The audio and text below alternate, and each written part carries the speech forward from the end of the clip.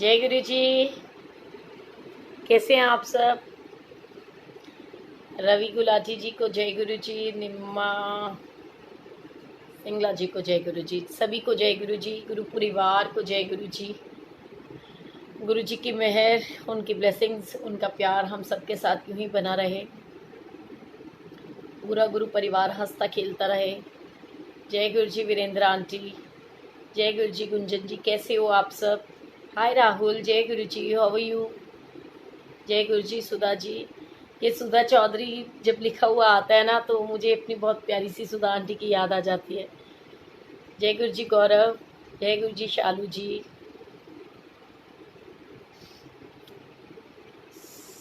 सभी को जय गुरु जी।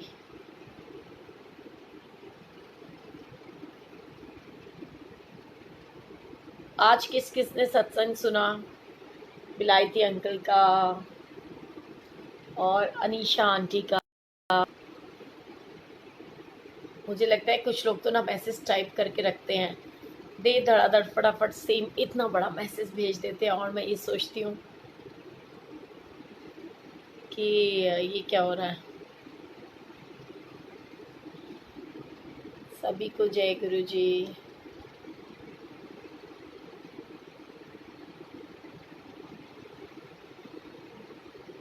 गुरु जी की ब्लेसिंग सबके साथ हर पल ऐसे ही बरसती रहें एंड गुरु परिवार यूं ही महकता रहे। पहले मुझे ये बताओ कि किस किस ने पिलायती अंकल का सत्संग शेयर किया, किस किस ने आज गोल्डी डोगरा अंकल ने सत्संग शेयर किया था, वो वाला सत्संग शेयर किया, एंड किस किस ने सत्संग सुना। बेसिकली सबसे पहले शेयर करना तो चलो फिर भी बात की बात है। एंड किस ने जो हमारी अनीशा आंटी है उनका सत्संग सुना था, और सत्संग शेयर किस किस ने किया था। और अब आप जो आए हो मेरे साथ, मैंने बोला था कि मैं यूट्यूब पे लाइव आऊँगी, कोई मेरे साथ जुड़ा ही नहीं। मेरे को लगता है आप लोगों को पता ही नहीं चला, शायद मैंने मैसेज तो दिया था। एंड लेकिन मैं अब आपके साथ में सत्संग शेयर करना चाहती हूँ। सत्संग क्या, बेसिकली मंथन, जो मैं हमेशा बोलती हूँ। तो सबसे पहले मेरे को ये बताओ किस किस ने शेयरिंग की सेवा करी आज। बिल्कुल सभी के ऊपर गुरु जी की कृपा हमेशा हमेशा हमेशा रहती है। सो जय गुरु जी सभी को। किस किस ने सत्संग शेयर करने की सेवा करी है पहले बताओ फटाफट, मेरे को तो दिखाई नहीं दे रहा कौन कौन शेयर कर रहा है, किसने शेयर किया किसने नहीं किया। उसके बाद में बहुत सारी बातें हैं मैं आपके साथ में शेयर करना चाहती हूँ, क्योंकि हमें तो गुरु जी ने शब्द ही इतना प्यारा दे दिया ना, मंथन। मंथन के अंदर तो बस यही होता है कि हर चीज़ का मंथन किया जाए, एंड उस मंथन के बीच में कुछ छोटे छोटे से ऐसे एक्सपीरियंस, ऐसी ऐसी बातें हो जो शायद किसी एक को भी एक अच्छी और सच्ची राह दिखा सके। सो आप सभी लोग पहले शेयर करो, फिर उसके बाद मैं आपके साथ में शेयर करूँगी, ठीक है ना? कौन कौन शेयर करेगा बताओ। सबसे पहले तो मैं शेयर करूँगी और मैंने किया भी आप लोगों के साथ, लेकिन संगत नहीं करती है और पता नहीं होता जबकि कौन सा मैसेज किसके साथ किसके लिए होता है और कब किसके लिए बहुत ज़रूरी मैसेज हो। अच्छा, आपने सुना इंदु जी, वेरी गुड। जय गुरु जी किरण जी, जय गुरु जी Rajesh ji, how are you? Kapil Sharma ji, जय गुरु जी, सभी को जय गुरु जी। क्या बात है। चलो, तो आप लोग अपनी अपनी सत्संग शेयर करने की सेवा करना, और मैं आपके साथ में अपने मन के भाव रखने की सेवा करती हूँ, ठीक है? सबसे पहले तो मेरी ना आदत होती है, मुझे लगता है कि जब वो मुझे कोई क्वेश्चंस और मैसेजेस आते हैं ना, तो मैं कुछ ना कुछ कोई भी चीज़ उससे रिलेटेड आपके साथ शेयर करूं, तो फिर हो सकता है शायद किसी को कोई आंसर मिल जाए, तो गुरु जी की ब्लेसिंग्स होती हैं।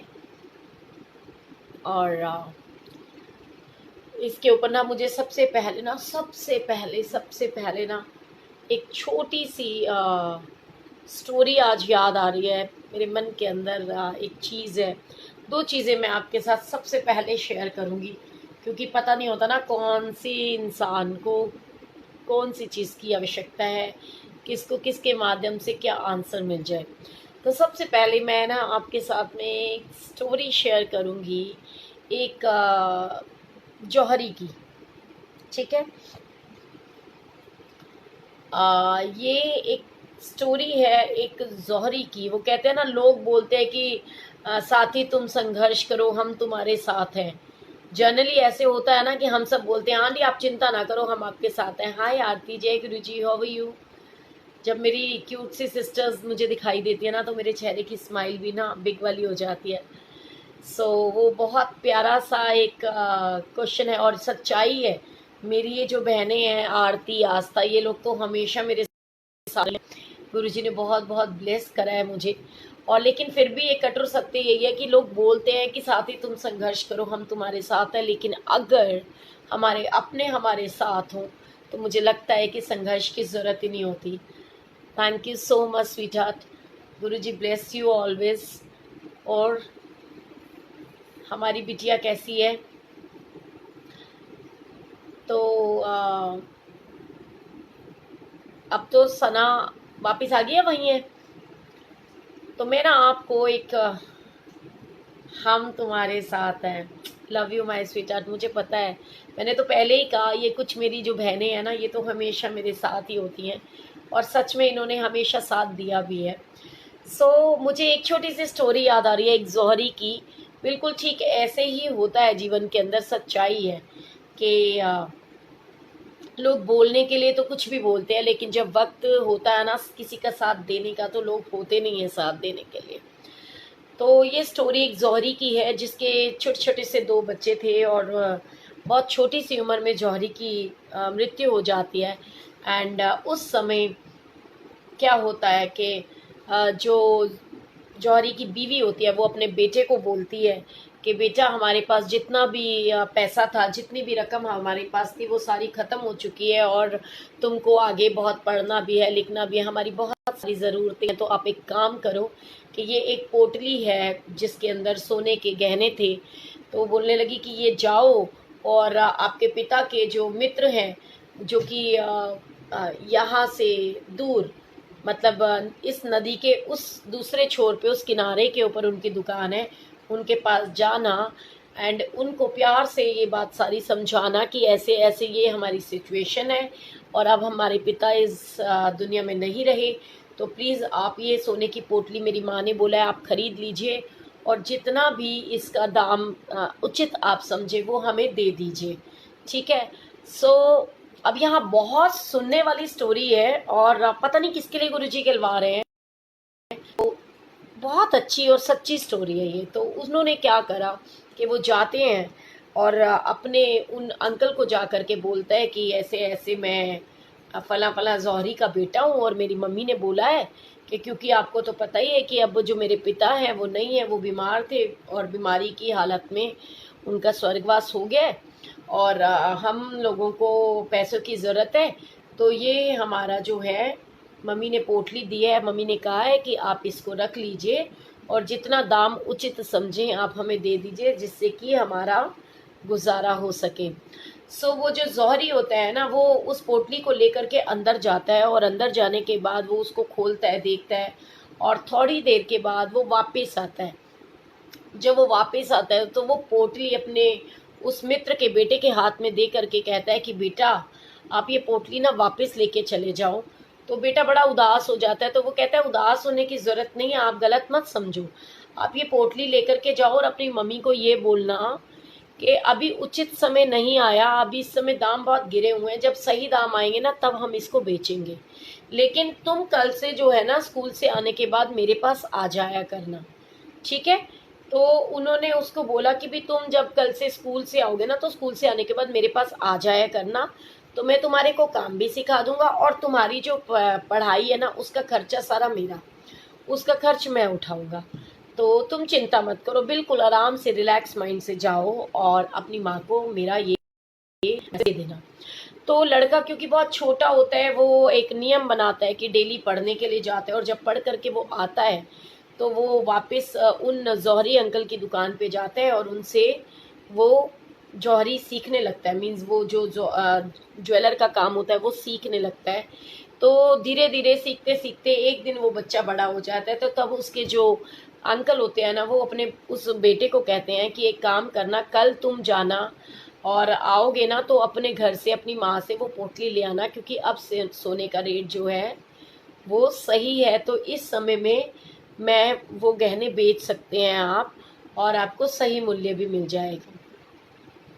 तो जब वो जौहरी को ऐसा वो बोलता है उस बेटे को, तो वो अपनी पोटली लेकर के आता है। तो जौहरी उसको बोलता है, इस पोटली को चेक करो। तो आप, अब तो आपको मैंने समझाया, ये सिखा दिया मैंने सारा काम, तो आप एक काम करो, आप इसको जो है चेक करो और इसका खुद ही दाम बनाओ कि कितना दाम लगना चाहिए। तो जब वो जौहरी का बेटा उसको देखने लगता है ना, तो वो क्या देखता है कि जो वो गहने थे वो, मतलब है वो नकली गहने थे। तो वो, उसको समझ में नहीं आता कि मैं इस जौहरी को जा कर के क्या कहूँ, और कैसे ये गहने तो नकली हैं, और इतना सब कुछ हुआ, इन्होंने हमारे लिए इतना कुछ किया। तो वो उस जौहरी के पास जा करके उसके पाँव में गिर जाता है और उनसे माफ़ी मांगता है और कहता है कि अंकल, ये दो गहने जो हैं वो नकली हैं, पर ऐसा आपने मुझे इतने साल पहले क्यों नहीं बताया, आज क्यों बताया। तो उन्होंने बोला कि उस समय आप बहुत बुरे वक्त के समय में आप मेरे पास आए थे और आपका बहुत बुरा वक्त चल रहा था।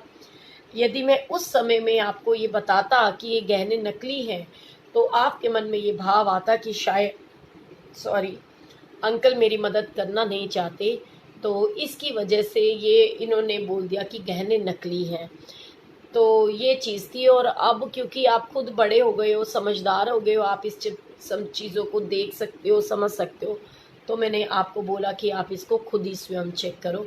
सो बिल्कुल ठीक बात उन्होंने बोली कि जब बुरे वक्त के अंदर ना, कभी भी जीवन के अंदर, मतलब ये चीज़ों को बिल्कुल 100% अपने ध्यान में रखना चाहिए कि किसी के साथ में इस तरीके की कोई ट्रांजैक्शन नहीं करनी चाहिए, क्योंकि अगर हम करेंगे भी ना तो सामने वाले को वो बात ना समझ में नहीं आती है। और ऐसी ही मुझे एक और छोटी सी स्टोरी याद आ रही है कि एक राजा था, उसका बहुत बड़ा बगीचा था, और उस बगीचे के अंदर ना बहुत ही सुंदर उसका ना एक खेत था। अ, जय गुरु जी। Monika aunty, how are you? ये मोनिका मल्होत्रा वही है हमारे नैनी अंकल की बेटी? नहीं, क्या नाम है उनका, जो मंदिर के हमारे सेवादार अंकल हैं? अगर आप वही हो तो रियली मिस्ड यू यार, बहुत दिन हो गए आप लोगों से मिले नहीं। तो वो मुझे नाम नहीं याद आ रहा, मतलब उनका किसी अंकल है। तो वो जो बगीचे के अंदर उनके जो बहुत सुंदर सा उनका बगीचा था ना, तो वहाँ पर क्या होता है, एक ना अंगूर का पेड़ लगा हुआ था।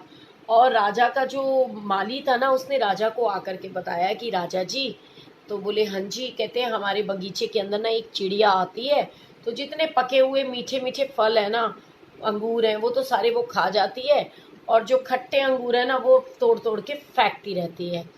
तो उसने पूरा बगीचा खराब कर दिया, ऐसे तो पूरा बगीचा खराब हो जाएगा, अब मैं क्या करूं, मुझे समझ में नहीं आता, आप ही मुझे कोई रास्ता बताएं। तो राजा कहता है आप एक काम करो, आपको कुछ भी नहीं करना, कल मैं जब खेत पे आऊँगा आप बताओ मुझे वो किस समय आती है, उस समय मैं खुद वहाँ स्वयं उस समय खेत पे आऊँगा, तो मैं देखता हूँ उस चिड़िया को। तो राजा को बता दिया जाता है, और राजा उसकी चिड़िया के आने से पहले राजा पेड़ के पीछे जाके खड़ा हो जाता है, और जैसे ही चिड़िया आती है ना, राजा दुबक कर उसको पकड़ लेता है। और उसको पकड़ने के बाद में ना कस के पकड़ लेता है, और चिड़िया को बोलता है कि तू हमारा बगीचा खराब करेगी। तो राजा को वो बोलती है कि तुम मुझे छोड़ दो, मैं तुम्हें 4 ज्ञान की बातें बताऊंगी। तो राजा उसको कहता है कि तू छोड़, तू मुझे क्या ज्ञान की बातें बताएगी, तूने तो मेरा पूरा बगीचा खराब कर दिया। तो कहती है नहीं, मैं तुमको ज्ञान की बातें बताना चाहती हूँ।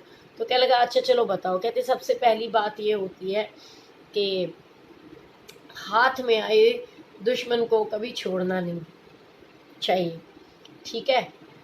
दूसरी बात ये होती है कि कभी भी जो कहते हैं ना, क्या बोलते हैं, कोई भी ऐसी बात होती है ना जिस पे विश्वास नहीं करना चाहिए, किसी उस बात के ऊपर कभी विश्वास नहीं करना चाहिए, ठीक है। अच्छा, अब वो कहते तीसरी बात क्या होती है? तीसरी बात ये होती है कि जिस बात के ऊपर आपको यकीन ना हो ना, उस बात पे कभी यकीन करना नहीं चाहिए। जो आपको असंभव बात लगे ना, तो उस बात के ऊपर कभी यकीन नहीं करना चाहिए। और तीसरी बात क्या होती है? तीसरी बात ये होती है कि हाथ में आए हुए दुश्मन को कभी छोड़ना नहीं चाहिए। और बहुत जल्दी हर बात के ऊपर रिएक्ट नहीं करना चाहिए। तो उसने बोला चौथी बात क्या होती है? वो कहती है चौथी बात, मतलब मेरे को ना, मैं आपको बताऊं राजा जी, मैं आपको सब कुछ बताऊंगी, लेकिन ना मेरा ना, आपने मुझे इतना टाइट पकड़ रखा है कि मुझे ना घुटन हो रही है, घुटन। तो मुझे घुटन हो रही है, आप पहले मुझे थोड़ा सा छोड़ो, तो मैं थोड़ा ढीला छोड़ो, तभी तो मैं आपको कुछ बता पाऊंगी ना। तो जैसे ही राजा उसको ढील देता है, तो वो ऊपर जा कर के पेड़ के ऊपर, वृक्ष के ऊपर बैठ जाती है। तो वो राजा को वो चिड़िया बोलती है, वो कहता है तुमने मुझे धोखा दिया ना। कहती मैंने तुम्हें धोखा नहीं दिया, मैंने तो अभी आपको 4 बातें समझाई थी कि हाथ में आए हुए शत्रु को कभी वापस, मतलब ना, जाने नहीं देना चाहिए। आपने, मैं आपकी शत्रु थी, आपके हिसाब से आपके हाथ में आई हुई थी और आपने मुझे छोड़ दिया। पहला, आपने मेरा कहना नहीं माना। दूसरी बात मैंने आपको बोली कि जो असंभव बात होती है ना, उसके ऊपर कभी यकीन नहीं करना चाहिए। और चौथी बात उसने क्या बोली थी कि भाई मेरे पेट के अंदर ना छोटे छोटे 2 हीरे हैं। तो राजा ने उसको बोला और राजा बड़ा पश्चाताप करने लगा। तो उसने बोला कि एक बात मैंने आपको बताई कि जो बीती हुई परिस्थितियां होती है ना, उसको लेकर के कभी शोक नहीं मनाना चाहिए, ठीक है। ये चारों बातें रिपीट करी उसने, और उसने बोला कि देखो मैंने आपको कहा था कि हाथ में आओ शत्रु को अब आप, मतलब जाने नहीं देना चाहिए, आपने मुझे छोड़ दिया। मैंने आपको बोला असंभव बातों के ऊपर कभी यकीन नहीं करना चाहिए। मैंने बोला मेरे पेट के अंदर हीरे हैं और आपने उस पर यकीन कर लिया। तीसरी बात के पश्चाताप जो बीत जाता है ना, बीती हुई बात के ऊपर, परिस्थितियों के ऊपर कभी पश्चाताप नहीं करना चाहिए, ठीक है। तो आप देखो, आप इस बात के ऊपर ये सोच करके कि भी हाँ भाई इसके पेट में हीरे हैं, और जबकि मैं कह रही हूँ कि मेरे पेट में हीरे नहीं है, आप बीती हुई बात के ऊपर सोच करके पश्चाताप कर रहे हो। और चौथी बात जो कि मैंने अभी अभी आपको बताई ही थी कि ऐसी कोई भी बातें होती है ना, उनके ऊपर यकीन नहीं करना चाहिए। तो एक्चुअली में बताने के बाद भी हमने ऐसा किया, तो वो जो शिक्षा चिड़िया ने ना, वो उनको नहीं, उसने हमको दी कि हम लोग जो है ना, किसी की भी बातों के ऊपर यकीन कर लेते हैं। और जो आने वाला टाइम होता है, लाइक आने वाला कल क्या होगा हमें नहीं पता, लेकिन हम उसके बारे में सोच सोच के ही परेशान होते रहते हैं। कई बार हम बीती हुई बातों को लेकर स्ट्रेस हो जाते हैं। सो ये सब चीज़ें ना हमको नहीं करनी चाहिए, लेकिन फिर भी हम करते हैं। तो सारी चीज़ें तो उन्होंने बताई, और बताने के बाद भी जब हम उसको फॉलो नहीं करते, तो उसके बाद में क्या होता है? नो डाउट, जब हम किसी बात को फॉलो नहीं करेंगे, तो हमारी लाइफ के अंदर प्रॉब्लम्स आएंगी ही आएंगी। सो गुरुजी की ब्लेसिंग्स को ना एंजॉय करना है, ज़्यादा स्ट्रेस नहीं लेना। और जैसे कि मैं हमेशा बोलती हूँ, किसी के लिए कभी जजमेंटल नहीं होना, किसी के लिए कभी सोचना नहीं है कि ऐसा हो गया, वैसा हो गया, इसने ऐसा क्यों किया, वैसा क्यों किया। इसके ऊपर ना मुझे एक स्टोरी याद आ रही है कि एक जो है लड़की थी, और वो बहुत ही अपने गुरुजी थी, तो वो गुरुजी के मंदिर में जाया करती थी। ये गुरुजी हमारे वाले गुरुजी नहीं है, मतलब ये कहने के लिए स्टोरी है। सो वो गुरुजी के पास जाती और वहाँ पे सारा कुछ देखती, वहाँ पे सारा कार्यभार संभालती।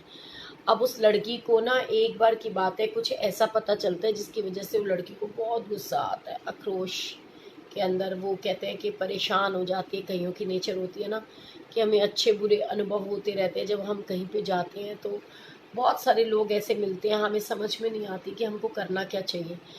लेकिन फिर भी हमारे जो मन के अंदर भाव होता है वो यही होता है कि हाँ, हम ऐसा नहीं ऐसा कर लें, ऐसा नहीं ऐसा कर लें।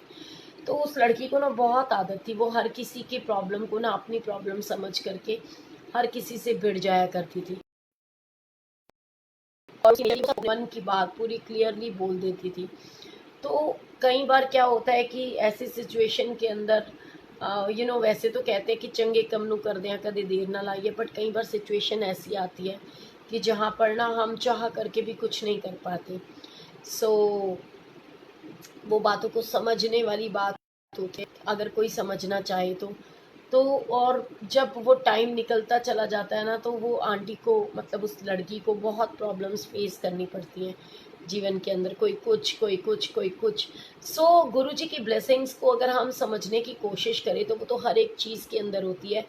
जैसे कि ना मुझे एक छोटी सी बात गुरुजी की आज्ञा से, गुरुजी की कृपा से मुझे याद आई है। एक छोटी सी स्टोरी मुझे याद आई है।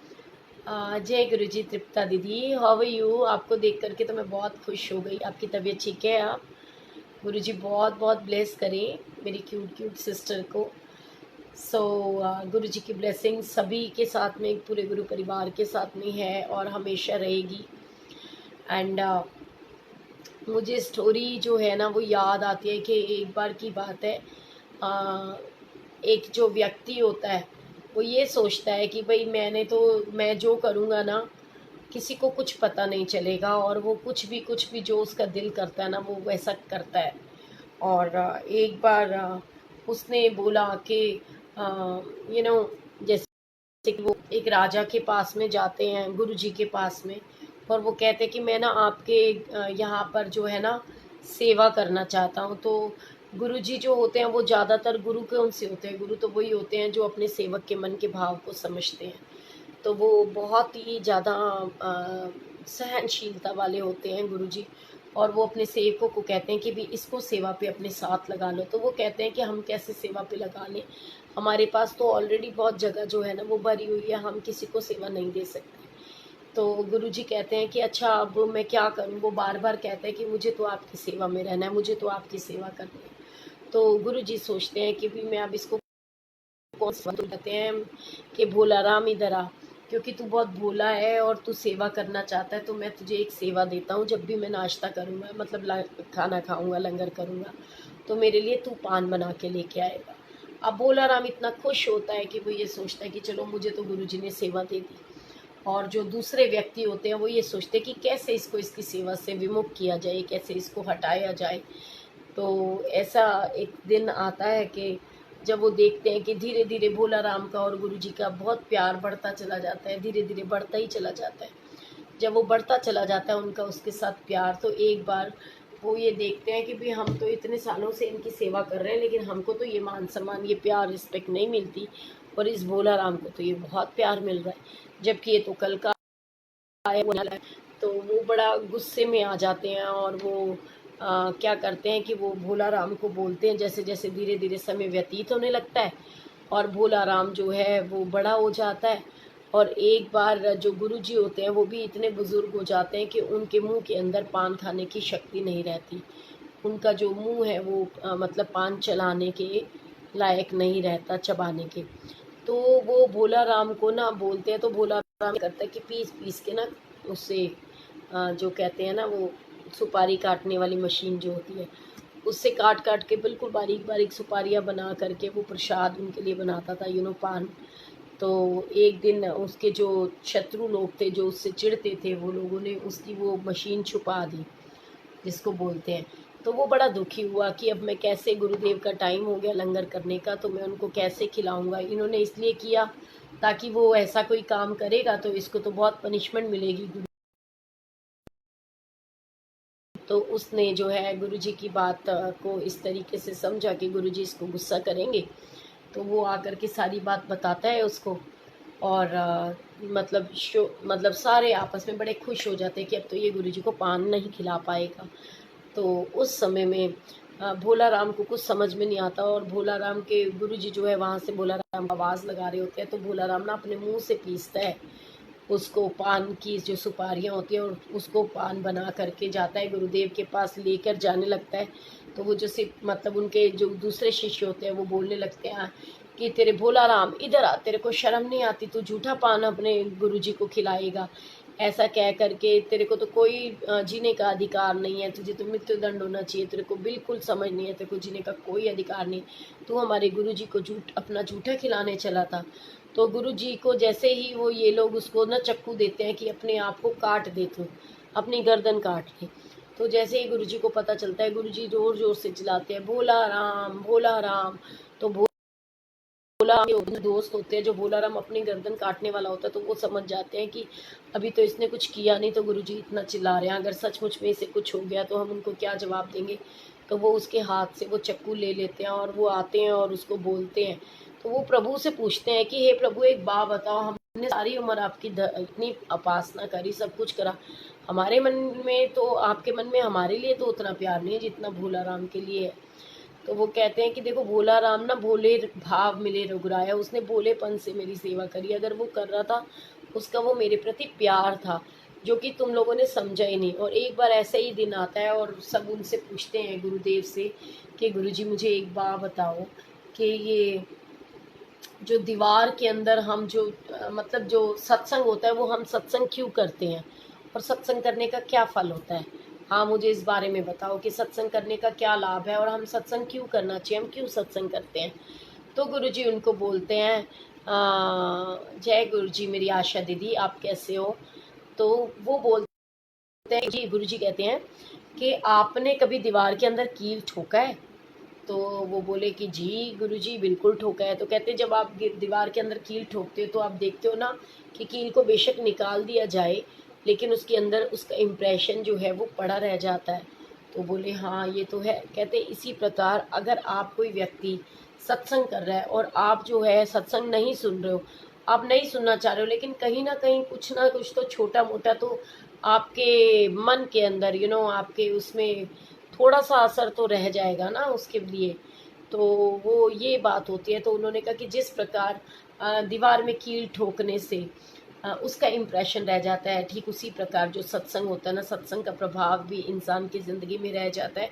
सत्संग की वैल्यू तब पता चलती है जब आप उसी सिचुएशन में जाते हो। अभी आपको कोई बात मैं बोल रही होंगी तो वो शायद हो सकता है समझ ना आए, लेकिन आपको जब सेम वैसी सिचुएशन आपके ऊपर पड़ेगी तो आपको बहुत जल्द वो इजीली वो बात समझ में आने लगेगी। सो ऐसे होता है सत्संग। और गुरु जी कहते हैं कि सत्संग सुनन वाले दा भी कल्याण है, सत्संग करन वाले दा भी कल्याण है। और ऐसे पता नहीं कितने अनगिनत हज़ारों ही गुरु जी से जुड़े हुए सत्संग्स हैं, जो गुरु जी की ब्लेसिंग्स होती हैं। गुरु जी के मंदिर में रह करके कई बार गुरु जी ने ऐसी ऐसी ब्लेसिंग्स दी हैं कि बहुत अनबिलीवेबल होती हैं, समझ में नहीं आती हैं। और ऐसा ही एक मुझे सत्संग याद आ रहा है एक आंटी का, जिनका छोटा सा बच्चा था और वो बहुत ही उसकी दोनों आँखों में कैंसर था। तो वो एक दिन मंदिर के अंदर आए और उन्होंने मतलब मुझे ये बोला कि आंटी आप आइएगा, मंडे का दिन था। और मैंने उनको बोला कि भाई मैं तो नहीं आ सकती हूँ क्योंकि ट्यूसडे उनके घर सत्संग था। तो मैंने कहा संडे मंडे ऑलरेडी मेरी सेवा होती है, तो मैं ट्यूसडे को कैसे आपके यहाँ आ सकती हूँ। सो फिर भी उन्होंने ना मुझसे रिक्वेस्ट करी। और ये जो सत्संग है ना, ये इतना इम्पॉर्टेंट और इतना अच्छा सत्संग है। मेरी रिक्वेस्ट है आप सभी से कि पता नहीं किसकी लाइफ में कौन सी क्या प्रॉब्लम है, तो प्लीज़ कोशिश करो कि ये सत्संग शेयर करने की सेवा ज़रूर करो आप। चाहे किसी एक ग्रुप में, चाहे किसी एक व्यक्ति के साथ, पता नहीं एक से एक मिल कर के 11 होते हैं। कैसे ये गुरु जी की कृपा बन जाए, कैसे क्या हो, मुझे कुछ समझ में नहीं आता। तो ना मुझे कुछ पता होता है, तो मैं तो सिर्फ अपने दिल की बात आप लोगों के साथ में शेयर करती हूँ। तो इस तरीके से वो आंटी ने मुझे इनवाइट करा और मैंने उनको बोला कि बीबी मैं तो सॉरी नहीं आ सकती हूँ ट्यूसडे के दिन। एंड मुझे तब तक पता नहीं था उस बच्चे के बारे में। तो मुझे भावना आंटी का फ़ोन आता है, नीरज अंकल की वाइफ़ का, और वो मुझे कहते हैं कि सोनिया आंटी, वो मुझे हमेशा से दीदी बोलती है।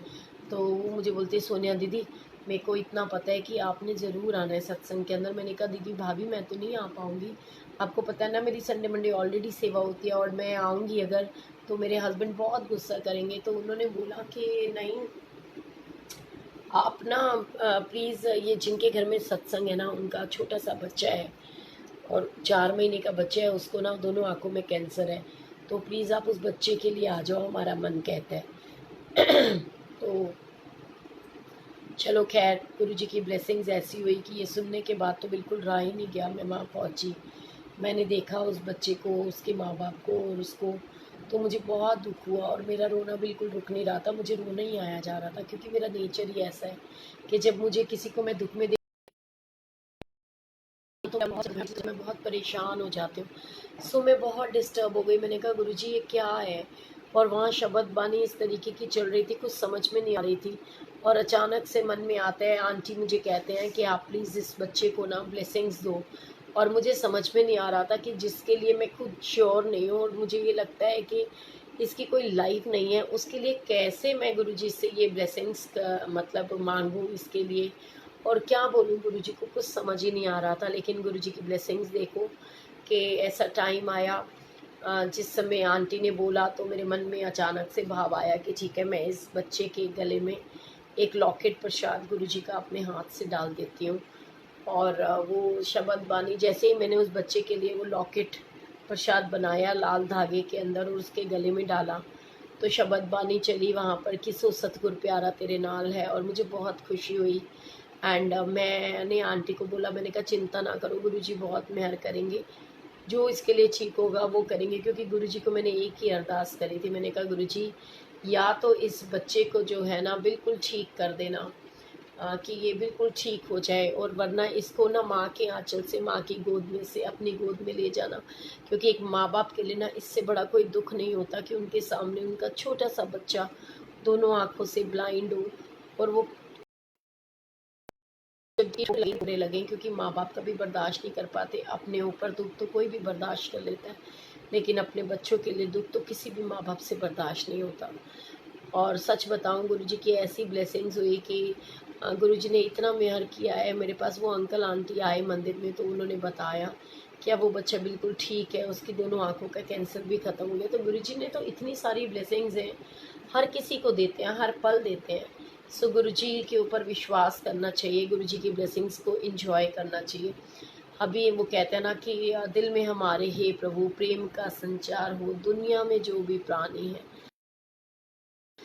वो फीलिंग्स होनी चाहिए कि एक दूसरे से प्यार करना है, एक दूसरे को गलत नहीं बोलना है, एक दूसरे का मन नहीं दुखाना है, एक दूसरे के साथ में अच्छा करना है। एंड पता नहीं ऐसे कितने अनगिनत सत्संग हैं जहाँ पर आप सुनोगे और आप गुरुजी की ब्लेसिंग्स को ना महसूस करोगे, और आपको पता चलेगा कि अंग संग ने गुरुजी नाल में क्यों घबरावा, हर वे लेकर अन संभाल में क्यों घबरावा। गुरुजी तो हर पल हर बच्चे के साथ होते हैं, उनकी रक्षा करते हैं। So be positive, think positive, always be positive. तो किसी को भी ना अभी ये कोरोना का टाइम इतना है कि पहले तो कोशिश करो कि घर से बाहर नहीं निकलो, लेकिन अगर के साथ में जाओ, सैनिटाइज़र ले करके जाओ, अपना अपना ध्यान रखो, अपनी फैमिली का ध्यान रखो। कहीं जाते हो तो पहले उस जगह को जहाँ बैठने लगते हो उसको पहले सैनिटाइज़ करो, फिर उसके बाद में अपनी हैंड्स को सैनिटाइज़ करो, फिर आप बैठो, अपने साथ सैनिटाइज़र लेके जाओ। आप एक मतलब आइज़ का वो प्रोटेक्टिंग ग्लासेस, सन ग्लासेस जो होते हैं, बेशक वैसे वाले ग्लासेस लगाओ, मास्क लगाओ। गुरुजी की ब्लेसिंग्स हैं, उनको समझो।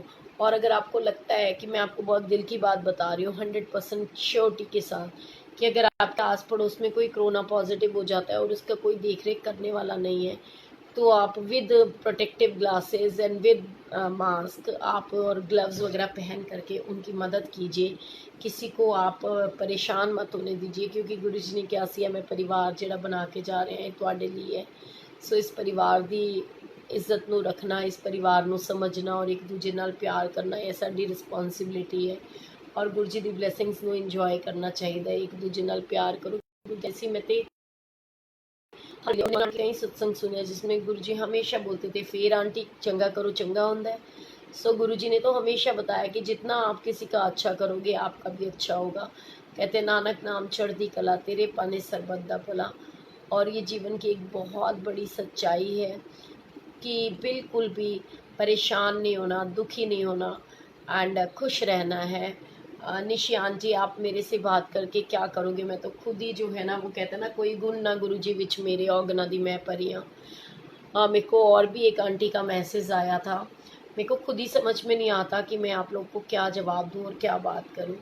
एंड कई लोगों के साथ में तो बहुत ऐसा स्ट्रेस हो जाता है, परेशान फील करने लगती हूँ मैं हर किसी से बात कर ही नहीं पाती हूँ, ये मेरी प्रॉब्लम है। प्लीज़ आप लोग माइंड मत किया करो।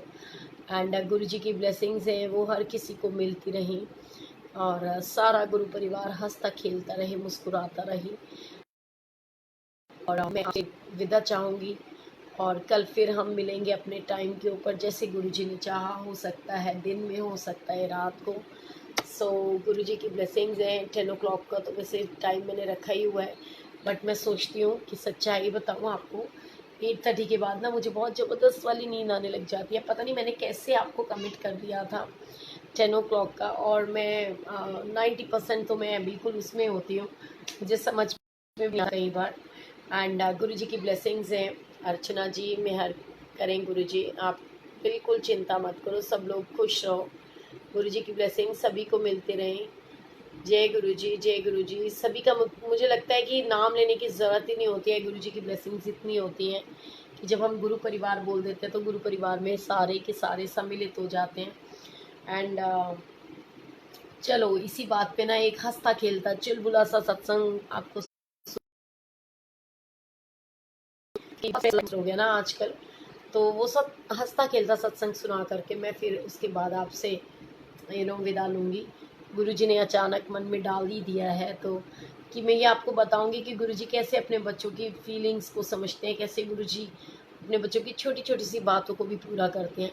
एक बार की बात है, मंडे में सेवा पे थी और मेरे मन में ना अचानक से आता है कि यार मुझे तो बहुत मीठा खाने का दिल कर रहा है, और मैंने जा कर के हरीश भैया को बोला, मैंने कहा कि वीर जी कुछ मीठा है, कहने ने नहीं आज तो नहीं हैगा।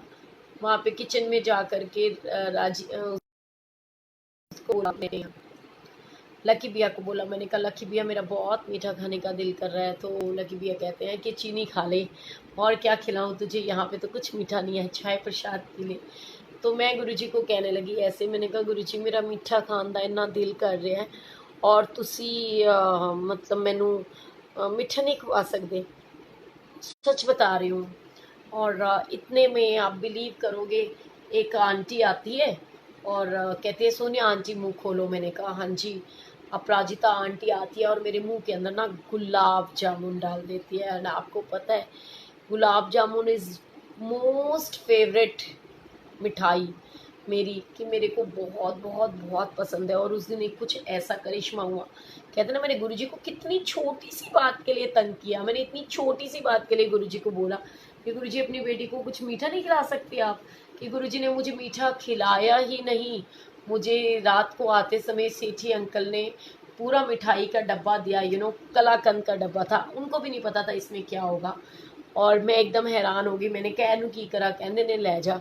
जैसे कई बार होता है ना कि संगत चढ़ा के जाती है, तो शायद गुरुजी की ब्लेसिंग्स होती हैं। वहाँ इतने सारे डब्बे थे, उन्होंने सबको खोल करके वो बांट रहे थे। और मैं निकल रही थी तो मैंने कहा मेरे को देर हो रही है, चलो मैं तो चलती हूँ। कहते हैं कि रुक जा, ये ले ये डब्बा ले करके जा। तो गुरुजी ना बहुत ही क्यूट से हैं, उनके साथ में ना आपको बस अपने मन की छोटी छोटी बातें बस बोलनी होती हैं। गुरुजी फट ऐसे ऐसे चुटकियों के अंदर ना आपकी सारी इच्छाएं पूरी करते हैं। एंड ऐसा ही एक सत्संग और सुनाती हूँ आपको, कि एक बार की बात है कि मेरे मन में ना ऐसे ही आया कि गुरुजी आप तो ना सब कुछ देते हो, और मैं तो आपसे कुछ कभी मांगती भी नहीं हूँ, लेकिन आप मुझे बिना मांगे भी कभी कोई चीज़ दे ही दिया करो। तो आप मतलब आपको मेरी बिल्कुल पता चलता है वैसे मैं क्या बोल रही हूँ क्या नहीं बोल रही हूँ, आपको मेरी कोई बात पता चलती है? मुझे कैसे पता चले कि आपको मेरी बात पता चलती है? और आप बिलीव करना ऐसे ही उस दिन फिर मतलब मन के अंदर एक फीलिंग्स और विश्वास के साथ में मैं आपको बताऊं कि मेरे मन में ना अचानक से ऐसा कुछ आया कि गुरुजी मैं तो बड़ी उसमें हूँ, और मेरे को इतनी प्रॉब्लम्स होती हैं, आप मेरी ज़रा सी बात नहीं सुनते हो, आपको मेरा कुछ पता नहीं चलता, आपको मेरी कोई परवाह नहीं है, मैं आपको कुछ बोलती हूँ आपको समझ ही नहीं आता। और जैसे कहते हैं ना कि बचकानी और हरकतें होती हैं बचपने वाली, कई बारी हमारे मुंह से कुछ ऐसी बातें निकल जाती हैं, और कई बार हम कुछ ऐसा कर देते हैं जो हमारे को समझ के बाहर की चीज़ें होती हैं, हमारे को नहीं करना चाहिए।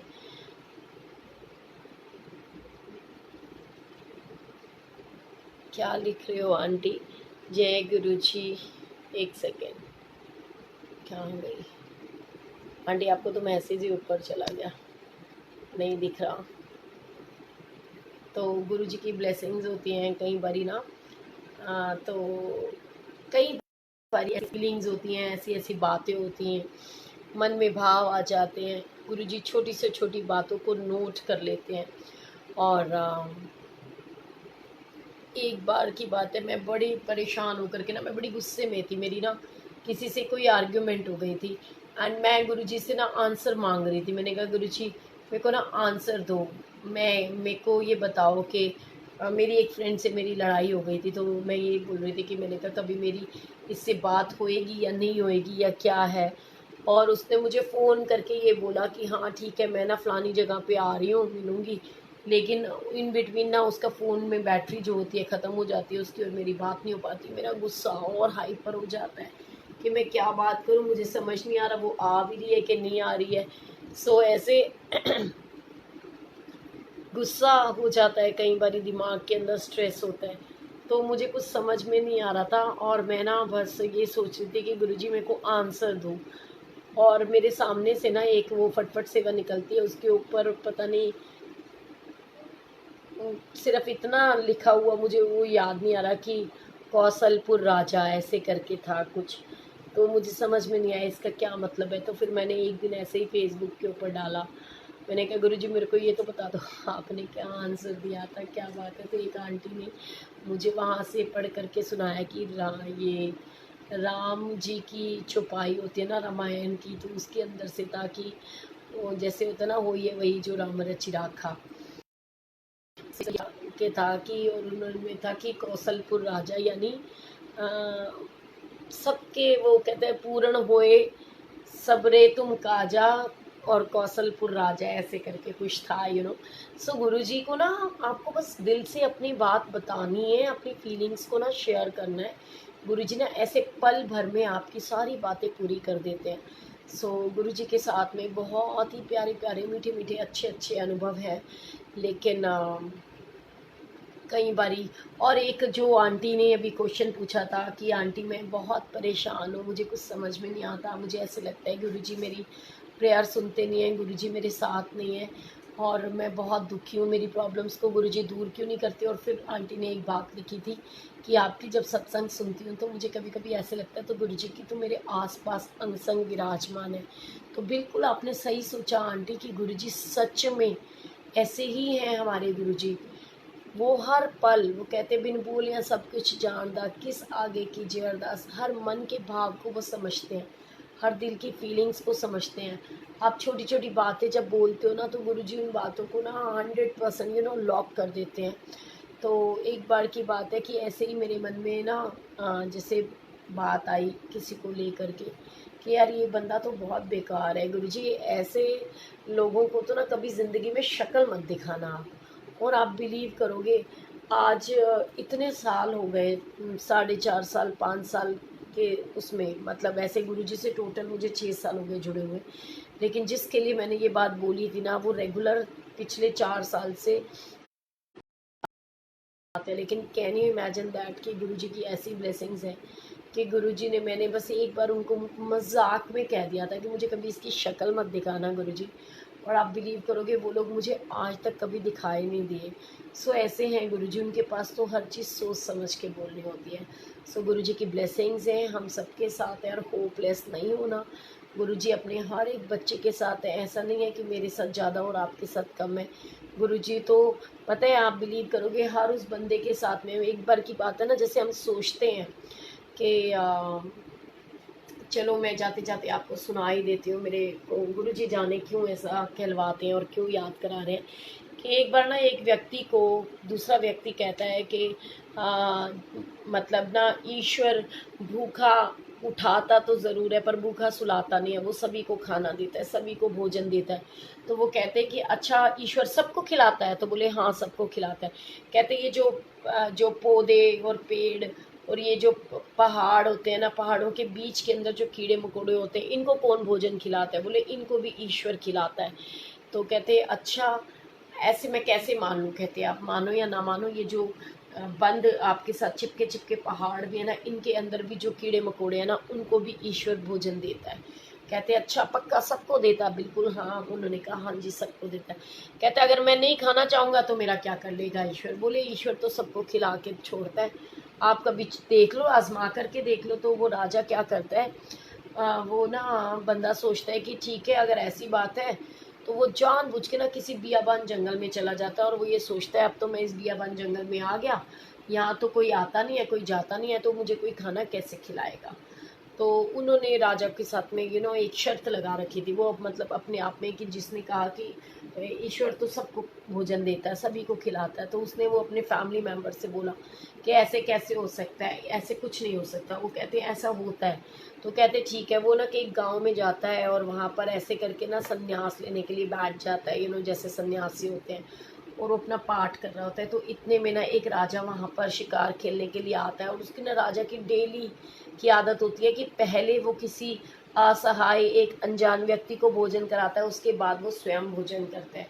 तो राजा उसको बोलते हैं कि भाई तुम ना खाना लेकर के, राजा उसके पास पहुँचते हैं और उसको कहते हैं कि ये भोजन कर लो। तो वो बोले मैं तो नहीं खाऊंगा, तो मैं देखता हूँ कि ईश्वर मुझे कैसे खिलाता है, मैं तो नहीं खाऊंगा। वो कहते खाना पड़ेगा आपको, बोले मैं नहीं खाऊंगा। तो राजा के जो दरबारी होते हैं ना, उसके दोनों हाथ पकड़ लेते हैं और बांध देते हैं, और वो कहते हैं कि तेरे को खाना पड़ेगा, मैं नहीं खाऊंगा। तो राजा ने उसके बोला कि एक काम करो, वो कभी ऐसे मुंह बंद कर लेता कभी कैसे। तो राजा ने कहा इसके हाथ पकड़ के ना बांध दो, और सब ऐसे हाथ पकड़ लो, और मैं इसके बाद में इसको खाना खिलाऊंगा। तो उन लोगों ने, राजा के जो दरबारी थे, उन्होंने उसके हाथ यूँ पकड़ लिए और ज़बरदस्ती उसका मुंह, एक ने ऐसे मुंह खोला, दूसरे ने और उसके बीच में निवाला डाला। क्योंकि राजा ने प्रतिबद्ध था वो, कि भी वो उसने निर्णय एक वो ले रखा था कि नियम, कि मैं जब तक किसी भूखे व्यक्ति को खाना नहीं खिला दूंगा मैं नहीं खाऊंगा। सो तब वो राजा की ना आँखों में, उस व्यक्ति की आंखों में आंसू आ जाते हैं, और वो कहता है कि हे ईश्वर मुझे माफ़ करना, मैं तो ये सोच रहा था कि ये सिर्फ कहने की बातें होती हैं, कि ईश्वर जो है किसी को भूखा उठाता तो ज़रूर है, सुलाता नहीं है, लेकिन तेरा तो करिश्मा ही बहुत अलग है। तूने मुझे मतलब जो खाना खिलाया, वो रो पड़ता है और रो कर उनके चरणों में गिर जाता है, और वो कहते हैं कि मुझे माफ़ कर दीजिए। कहते नहीं, माफ़ी तो मेरे को आपसे मांगनी चाहिए। एक्चुअली में मैं देखना चाहता था कि सब कहते हैं ना ईश्वर किसी को भूखा सोने नहीं देता, तो मैं देखना चाहता था कि अगर मैं खाना ही नहीं खाना चाहूँगा तो ईश्वर मुझे कैसे खिलाएगा। सो ये चीज़ आप याद रखिए कि गुरुजी भी अपनी बेटियों के साथ, अपने हर एक सेवादार के साथ हैं। और कहते हैं ना कि लड़न रात आए पर बिछड़न रात ना आए। गुरुजी मेहर करे, आपस में लड़ाइयाँ बेशक हो जाएं, लेकिन कोई किसी से जो है ना अलग ना हो। बस यही गुरुजी के साथ में मेरी अरदास है कि गुरुजी सबके परिवारों में खुशियाँ लाना, हंसते खेलते रखना, सबको सदा सुखी रखना। नानक नाम चढ़दी कला तेरे पाने सर बंदा पड़ा। अगर मेरे से जोड़ के माफ़ी चाहती हूँ, क्षमा चाहती हूँ, मुझे क्षमा कीजिएगा। जय गुरुजी, शुभ रात्रि। गुरुजी bless you all, love you all. जय गुरुजी।